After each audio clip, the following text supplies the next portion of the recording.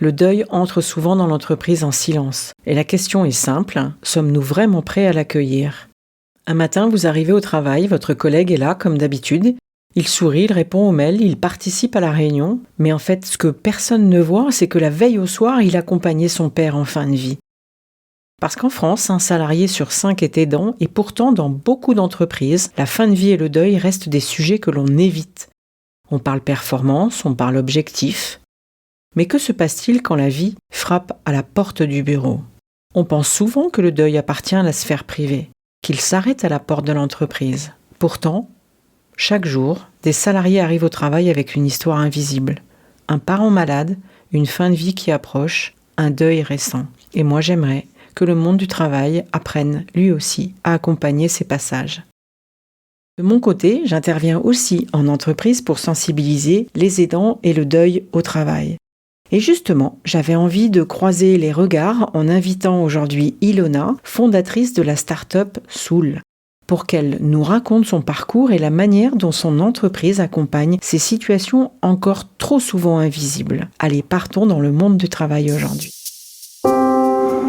Bienvenue dans la saison 5 de Sweet Papy Podcast. Et si je te disais que dans l'accompagnement de fin de vie de nos proches, il existe parfois des instants comme suspendus, où tu découvres une force en toi que tu ne soupçonnais pas. Alors avant que mes souvenirs ne s'effacent, j'espère devenir ton miroir, celui qui éclaire tes choix, tes fragilités, ta façon d'aimer, que tu sois aidant ou professionnel du soin. Alors abonne-toi pour ne rien manquer de ces instants de passage. Bonjour Ilona, ravie de te recevoir dans Sweet Papy Podcast. Pour débuter, j'aimerais que tu nous présentes qui tu es et Soul surtout. Donc je m'appelle Ilona Huynh, je suis française, 34 ans, et j'ai créé une start-up qui s'appelle Soul, qui aujourd'hui accompagne d'autres entreprises sur toutes les questions liées au deuil en entreprise. Tu pourrais nous raconter le moment où le deuil est rentré dans ta vie professionnelle et pourquoi tu es arrivée sur cette thématique qui est bien particulière ? Je vais te parler de 2 moments où le deuil a fait une entrée et un départ, et puis après il est revenu pour s'installer de manière définitive. Le premier moment où je commence à réaliser qu'en fait l'entreprise est touchée par la mort et le deuil à grande échelle, c'est au cours d'une mission que j'ai faite en conseil. Je bossais pour un cabinet qui était spécialisé en stratégie RH, et j'ai accompagné une grande entreprise française avec des sites de production qui avait connu une vague de suicides. Et je bossais sur un volet qui était très process RH, comment est-ce qu'on fait remonter les éléments du terrain pour détecter ce type de situation. Et en fait, je me suis rendu compte que c'était un élément à la fois dont on m'avait jamais parlé et en même temps qui avait un impact énorme, et qu'en fait on pouvait voir arriver aussi dans les chiffres. Donc c'est quelque chose qui m'a frappé d'un point de vue mathématique. C'est-à-dire je me suis rendu compte du volume aussi que ça représentait. J'ai laissé ce sujet de côté pendant un petit temps, jusqu'à 2021, où fin 2021, on m'annonce que mon père fait un AVC, qu'il faut que je rentre en France. À l'époque, j'étais en voyage à l'étranger. Et pendant 1 an, du coup, je deviens ce qu'on appelle une aidante avec mon frère et ma sœur. Et là, le sujet, non pas est rentré dans ma vie, mais il s'est installé de manière durable et très brutale. Et du coup, pendant 1 an, quand on l'a accompagné vers sa fin de vie, je me suis rendu compte de toutes les conséquences, en fait, que les sujets d'aidance et le deuil pouvaient avoir sur le travail, jusqu'à son décès fin 2022, date à laquelle je commence à prendre la décision de monter un projet dessus, parce que pour moi, c'était plus envisageable de travailler de la même manière. Donc c'est quelque chose qui t'a traversé personnellement, et en général c'est souvent ce qui arrive au niveau des aidants, c'est que finalement on mixe à la fois le professionnel et le perso, et que notre expérience finalement d'experte sur certains domaines dans les danses nous entraîne à vouloir créer une société ou créer des liens plus forts pour aider les autres, parce qu'en général c'est pour aider les autres. Quand ce moment est arrivé, comment ton regard sur le travail aussi a changé ? Tu venais de RH, si j'ai bien compris, donc est-ce que ça a modifié des choses en disant mais mince, les RH ils en parlent pas de ça, ils disent pas comment poser un cadre, et comment est-ce que c'est venu déplacer concrètement quelque chose dans ta posture professionnelle ? Si tu arrives vraiment à m'expliquer le process, parce que c'est important à la fois pour les aidants et pour les gens qui sont endeuillés, de comprendre aussi bien au travail que professionnellement qu'il peut y avoir un process qui peut être mis en place éventuellement pour appuyer. Alors là où ça a changé ma perception de ce qu'on faisait en entreprise. Et à l'époque, moi, j'occupais le poste de DRH. Donc, j'avais quand même cette vision complète. Et je me suis, au passage, rendu compte que j'avais précédemment pas du tout accompagné, en fait, des gens qui avaient vécu la situation que j'étais en train de vivre. Là où ça m'a décentré, c'est qu'en fait, j'ai vraiment ressenti fort à quel point l'entreprise était ce lieu de socialisation, le lieu le plus commun et le plus large de socialisation en France, mais bon, partout dans le monde, tu vois. Et c'est surtout le constat de se dire, on est l'endroit où on passe concrètement le plus de temps, à part à dormir, c'est là où on voit nos collègues, etc. Et pourtant, c'est le lieu où les événements de la vie n'ont pas place. On parle beaucoup de performance, on parle beaucoup de deadline, et c'est normal, il faut faire tourner son entreprise, et je vais pas du tout à l'encontre de ces idées-là. Mon constat, c'était surtout de me rendre compte qu'en fait, en tant que DRH et entreprise, on avait une responsabilité sociale qu'on prenait très bien sur la parentalité, sur le handicap, sur le harcèlement sexuel, moral, etc. Donc tous ces sujets, en fait, que l'État a délégués aux entreprises, mais par contre, le deuil était complètement invisible. Et en faisant quelques recherches, j'ai pris conscience des volumes. Et en fait, moi qui pensais que mon cas d'aidant était isolé, je me suis rendu compte qu'en fait, c'était le cas le plus répandu en entreprise, au-delà de la parentalité, des handicapés aussi, parce que en fait, on a 15% de salariés qui font face au deuil chaque année, soit parce qu'ils sont en train de le vivre, soit parce c'est un événement qui est passé. Et donc, j'ai pris conscience de ces volumes. Ce que ça a changé dans ma posture, c'est surtout de vouloir, je pense, réhumaniser ma notion du travail, de ne plus faire un travail juste pour pouvoir vendre un produit ou tu vois être très focus sur ce qu'on appelle le P&L d'une entreprise, donc sa rentabilité financière, etc. Je me suis dit en fait c'est avant tout des humains qu'on met beaucoup de temps à attirer chez nous et à retenir parce qu'on a envie qu'ils restent, on a envie qu'ils progressent chez nous, mais pour ce faire, on a besoin d'intégrer que la vie privée fait partie de la vie au travail et que moi je respecte l'équilibre vie pro vie perso, c'est pas du tout ce point-là sur lequel j'insiste, c'est que une personne en face de moi qui travaille, donc un de mes salariés, en fait, il a une vie individuelle qu'il faut que je prenne en compte, sinon je ne peux pas en fait le faire progresser de l'entreprise et je vais pas lui donner envie de rester chez moi. Donc c'est ça qui a changé. C'est le aller vers et apprendre aussi apprendre aux autres à aller vers. Ouais. Non, complètement. Parce qu'autrement, ils ont du mal à rendre après de l'autre côté. Complètement. Et en plus, dans les politiques RH, c'est vrai que moi, je fais partie d'une mouvance RH où on regarde beaucoup plus les chiffres, les mouvements de population. On a beaucoup plus d'action sur le fait de faire rester les gens. Parce que certes, le marché du travail est en tension, c'est difficile de trouver des personnes et c'est pour les personnes difficile de trouver du travail. Mais si on veut faire rester ces gens-là, il faut intégrer leur vie privée. Et j'ai aussi compris qu'en fait, une carrière, si on veut qu'elle soit longue dans une entreprise, il faut qu'elle intègre des sujets de performance et de résilience. On peut pas avoir une carrière à 100-110% de performance si on n'a pas des moments où on est à un rythme plus normal et où on intègre des événements de la vie qui sont difficiles à passer. Mais ça peut être le cas de jeunes parents comme ça peut être le cas du deuil. Bien sûr. Tu racontais très sincèrement l'histoire avec le décès de ton père et l'accompagnement de fin de vie. Dans ces moments-là, tu t'es complètement arrêté de travailler ? Non, pas du tout. Pendant, en fait, toute l'année où il est malade, on a continué de travailler avec mon frère et ma sœur en pilote automatique. On s'était bien réparti les tâches, mais ça représentait quand même un temps non négligeable d'administratif, etc. Et puis juste, en fait, moi, j'avais envie d'être avec mon père le soir, donc en fait, je finissais ma journée, je courais à l'hôpital pour être sûre d'arriver avant les horaires de fermeture. Et on avait négocié aussi avec les infirmières de pouvoir rentrer jusqu'à une certaine heure parce qu'elles savaient qu'on avait des jobs qui étaient prenants. Donc, on s'est pas du tout arrêté de travailler, aucun de nous trois, pendant cette période. Au moment où il décède, en fait là j'ai fait un breakdown complet. Je ne me voyais pas retourner au travail après la cérémonie, ce qui était prévu en fait puisque les 3 jours de deuil incluaient le fait que la cérémonie soit comprise dedans. Pour moi c'était impossible de me réasseoir à ma table et de me dire que le monde était exactement pareil, que mes tâches seraient exactement les mêmes. Donc c'est à partir de ce moment-là en fait que moi je suis tombée en arrêt maladie en fait et j'ai vécu ce que vivent beaucoup de salariés en France puisque on parle d'une moyenne, l'assurance maladie renvoie une moyenne de 34 jours d'arrêt par salarié qui sont concernés. Moi en l'occurrence je me suis arrêtée 2 mois et au bout de ces 2 mois, en fait, en ayant fait le bilan, en ayant vidé l'appartement de mon père, etc., j'ai vraiment compris que ma vie ne pourrait plus être la même. Et donc, je suis partie de mon entreprise. Et c'est à ce moment-là que j'ai commencé à créer le projet Soul. Alors, parle-moi du projet Soul, justement, parce que ça me semble hyper important que les auditeurs et les auditrices comprennent à quel point on peut créer de belles choses en partant de choses qui sont un tabou, en fait, d'éléments tabous. Et qu'est-ce qu'il y a dans Soul qui pourrait vraiment attirer les gens et vous retrouver? Parce que l'idée d'une start-up dans le domaine du deuil, c'est quand même assez rare.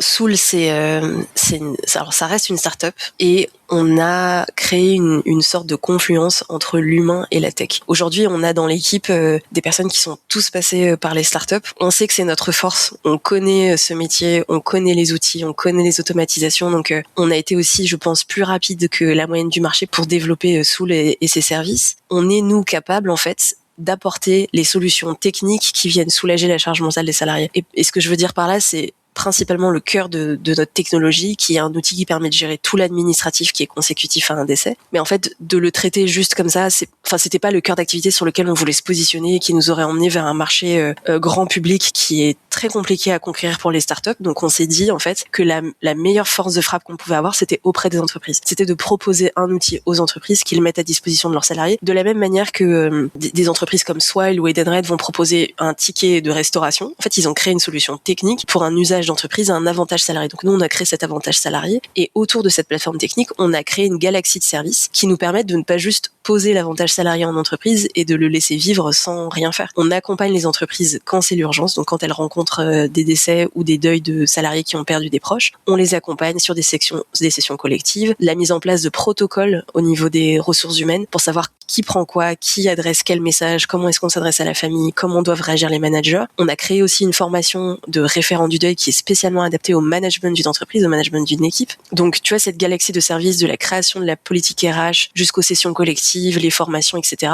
C'est des choses qu'on propose en plus et qui sont aujourd'hui pour nous le moyen d'entrer sur un marché qui est très tabou et pas du tout mature en France puisqu'on a écarté la mort de nos quotidiens et ensuite de proposer cette solution technique qu'on a créée qui est pour nous notre cœur d'activité aujourd'hui. Vous êtes beaucoup dans la start-up ? Alors, on est 16 à travailler aujourd'hui sur le projet. Waouh.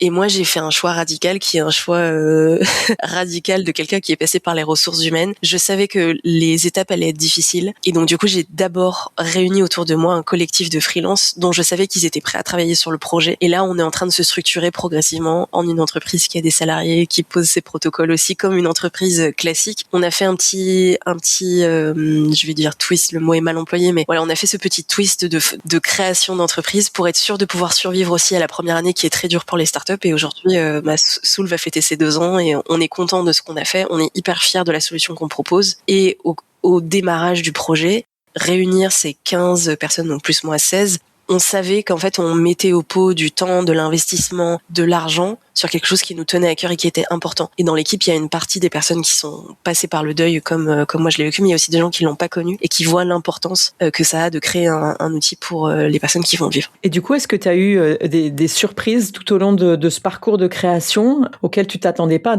on va dire des aspects peut-être du deuil ou de la partie aussi bien administrative qu'émotionnelle, où tu dis mais ça j'y ai pas pensé parce que en tant qu'aidante je suis pas forcément passée par ces étapes-là, parce que vous avez dû, je pense, être obligé de vraiment éplucher entre guillemets toutes les étapes entre la fin de vie et le deuil pour être sûr de ne rien louper pour proposer ce produit-là aux entreprises.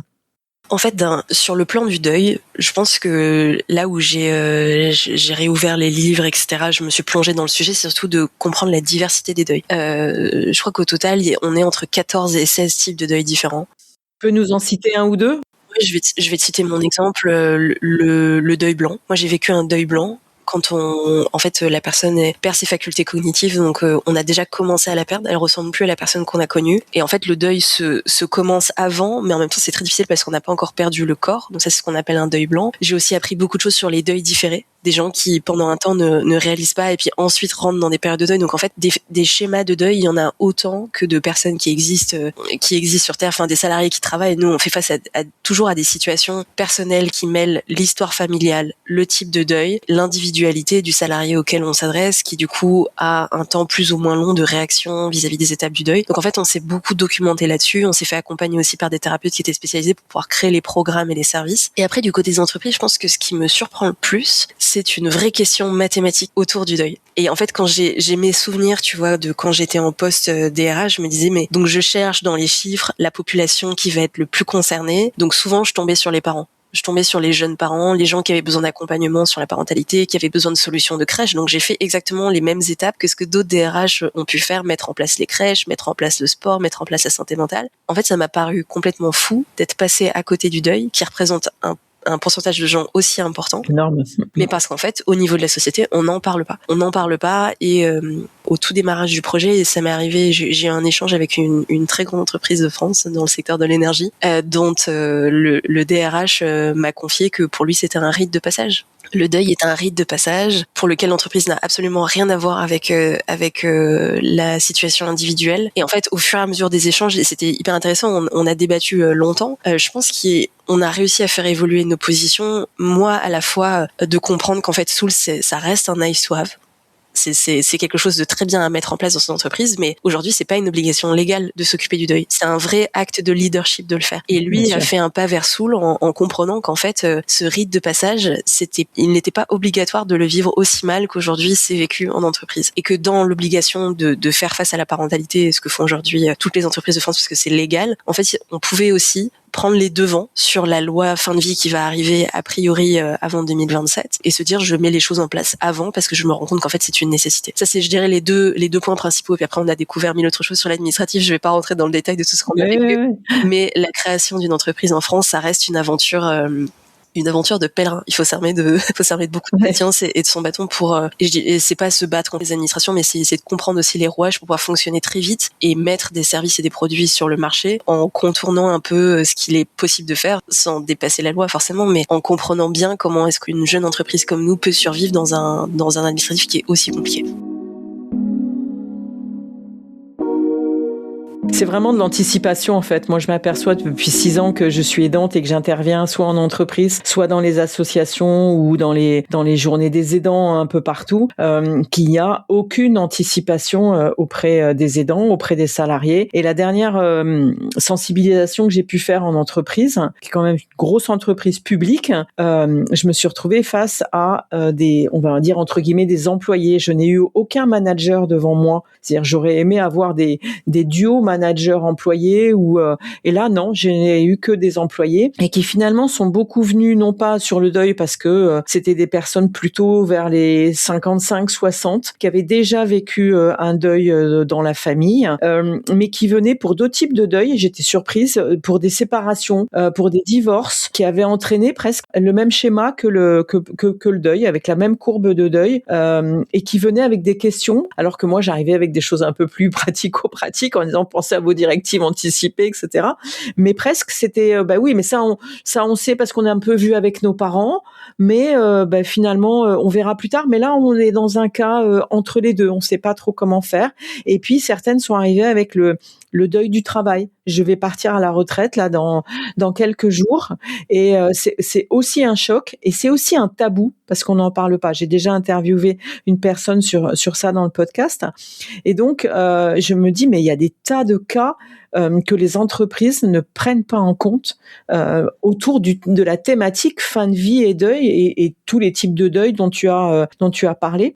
À ton avis, pardon, vas-y, je rebondis juste sur ce que tu disais parce qu'en fait, comme tu t'en fais le parallèle, toutes les formes de rupture suivent les mêmes étapes. Tu vois, pour résumer ton propos, parce que nous, on est souvent aussi confrontés à ces questions de personnes qui ont limite peur de qualifier une séparation, un divorce de deuil, alors qu'ils sont en train de vivre ces étapes. En gros, nous, on essaie plutôt de parler de tous les événements de résilience, tous les événements qui nécessitent qu'on aille chercher chez soi, de passer par des étapes pour pouvoir passer d'une situation A à une situation B. Et donc, en effet, ça recouvre tout. Aujourd'hui, nous, on n'est pas spécialisé, tu vois, dans l'administratif des divorces, etc. On reste vraiment bien ancré sur l'acte de décès administratif. Mais oui, ce schéma que tu décris, c'est bien les mêmes étapes du deuil, que ce soit pour la perte d'un travail, une rupture amoureuse, amicale, la perte de quelqu'un.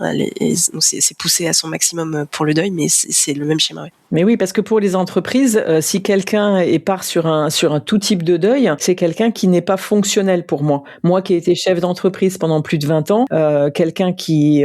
et ça a été mon cas, puisque j'ai été à la fois aidante et en même temps endeuillée dans l'entreprise. Et je me suis aperçue moi-même en tant que patronne, on va dire, de l'impact que ça a pu avoir sur moi et sur la direction de l'entreprise. C'est évident. Donc on parle souvent du deuil quand même quand il est là, quand il arrive, mais à quel moment tu penses que les entreprises devraient travailler déjà sur la fin de vie ? Est-ce qu'il y a un moment où il faudrait qu'ils fassent des alertes ? Si on ne le fait pas, combien ça coûte à l'entreprise ?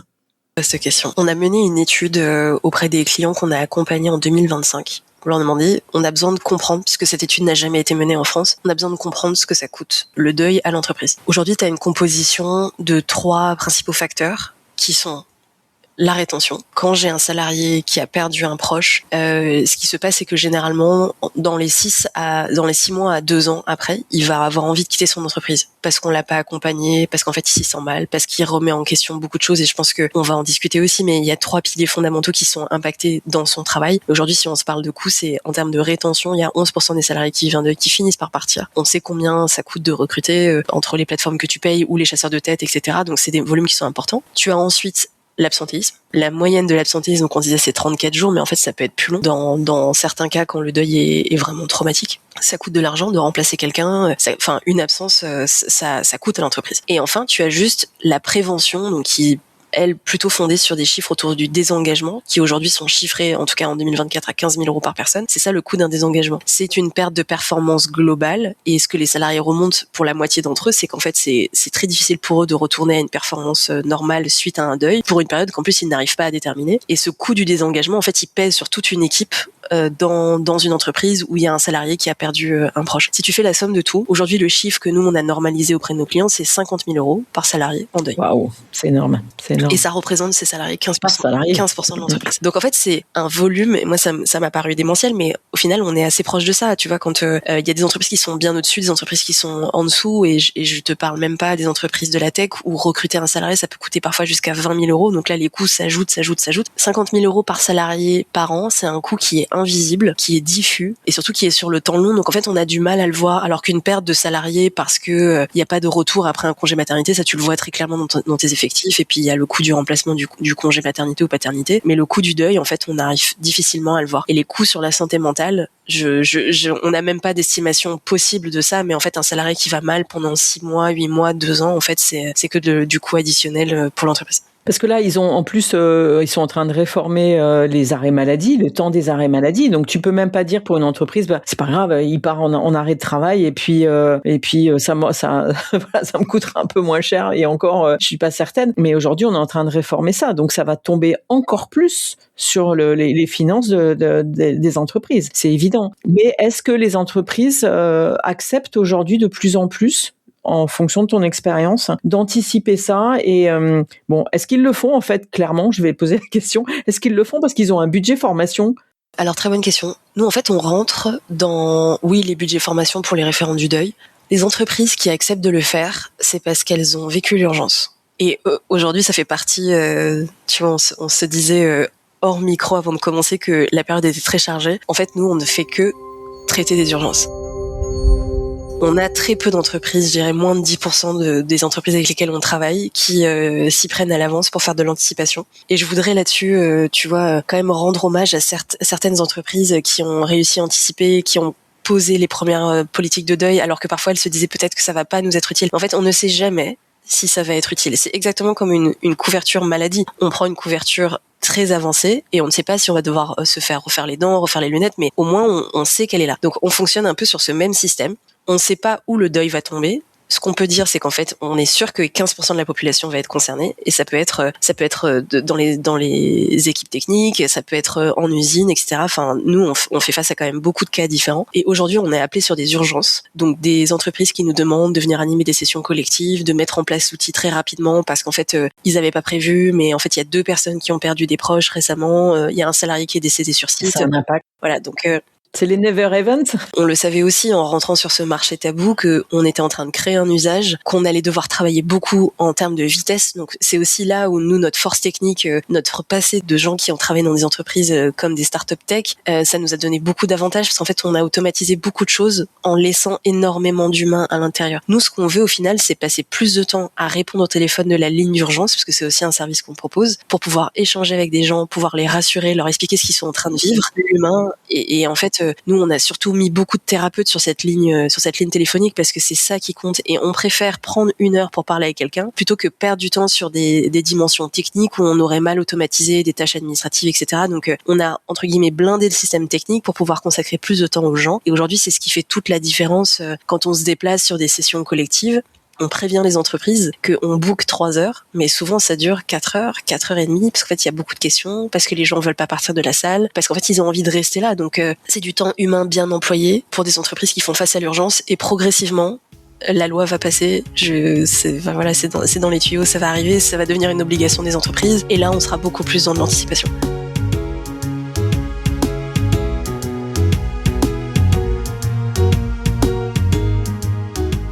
Ça me rappelle un épisode que j'ai fait aussi avec Sophie Lampérière, qui est elle une ancienne d'Air France, et qui va dans les hôpitaux pour anticiper et créer le contraire, c'est-à-dire les never events, ce que l'entreprise n'imagine pas qui peut se passer et qui en fait peut très bien arriver avec d'un seul coup le décès de 10 employés d'un coup, enfin bon voilà. Et qu'est-ce qu'on met en place et quelles procédures surtout on met en place. Alors dans les hôpitaux peut-être que c'est plus facile avec les procédures. Peut-être que dans les petites entreprises, c'est beaucoup plus compliqué. Donc voilà, mais il y a encore beaucoup de travail à faire dans ce domaine-là, et bravo d'avoir mis ça en place. Avant de te quitter, j'aimerais te poser une dernière petite question. Quel regard tu aimerais changer en priorité dans le monde du travail quand on parle surtout de fin de vie?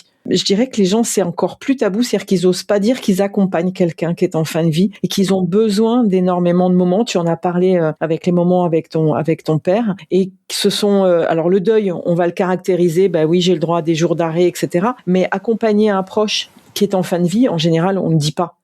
Ce que je voudrais changer, c'est la liberté de se consacrer à l'humain. Et en fait, cette liberté, elle est dépendante du temps qu'on a y alloué. Et si on est surchargé, en fait, on peut pas dégager du temps pour créer du lien avec ses collègues, avec ses clients, etc. J'ai un exemple très précis qui me revient en tête. J'ai fait un aller-retour très rapide au bureau pour récupérer des affaires au moment où je suis en arrêt. C'est pas forcément la meilleure procédure, mais bref, il se passe ça. Et là, je tombe sur une des personnes qui est dans mon équipe, donc qui est N-2 de ma position. Et c'est la seule personne qui soit venue me voir en disant: est-ce que tu acceptes d'en parler? Est-ce que tu as envie d'en parler? Et en fait, je me suis rendu compte que là, j'avais ouvert les vannes fleuves, et en fait, il y avait plus de questions de grade, il y avait plus de questions de position hiérarchique. J'ai parlé avec cette personne pendant longtemps et je me suis dit: mais merci.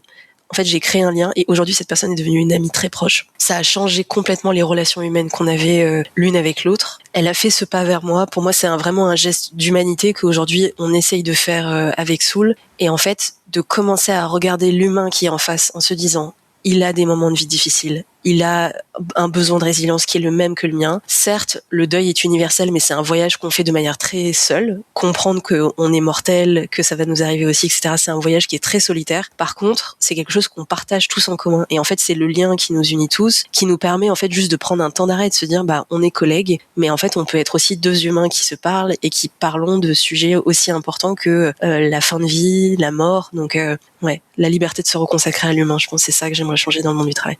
Ouais, super, parce que moi je reste persuadée qu'il faudrait presque dans chaque entreprise un référent fin de vie et deuil.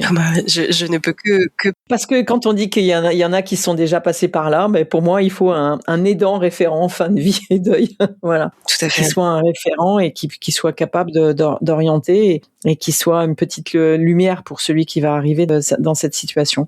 Et je dirais même, sans prêcher pour ma paroisse, mais un référent fin de vie et un référent deuil, parce que c'est deux situations qui se vivent pas tout à fait de la même manière, et parfois on a, nous, des deuils brutaux et traumatiques, un accident de voiture, etc., où tu passes direct de la case salarié à salarié en deuil, sans l'étape salarié qui fait face à la fin de vie entre les deux. Merci de ce temps consacré, Iliona. Merci. Si cet épisode t'a touché, inspiré ou donné des pistes pour mieux appréhender les imprévus de la vie, je t'invite à aller plus loin. N'hésite pas à t'abonner à Sweet Papy Podcast pour ne manquer aucun des prochains épisodes, remplis bien évidemment de bienveillance et d'histoires inspirantes. Et puis partage s'il te plaît cet épisode avec quelqu'un qui pourrait en tirer des enseignements précieux. Et surtout, si tu souhaites discuter de ton propre parcours d'aidant, échanger ou découvrir des ressources pour t'accompagner, n'hésite pas à réserver un appel découverte avec moi via le lien qu'il y a dans le descriptif de l'épisode. Sache que ton histoire, ton expérience et tes questions méritent d'être entendues. À très bientôt et prends soin de toi.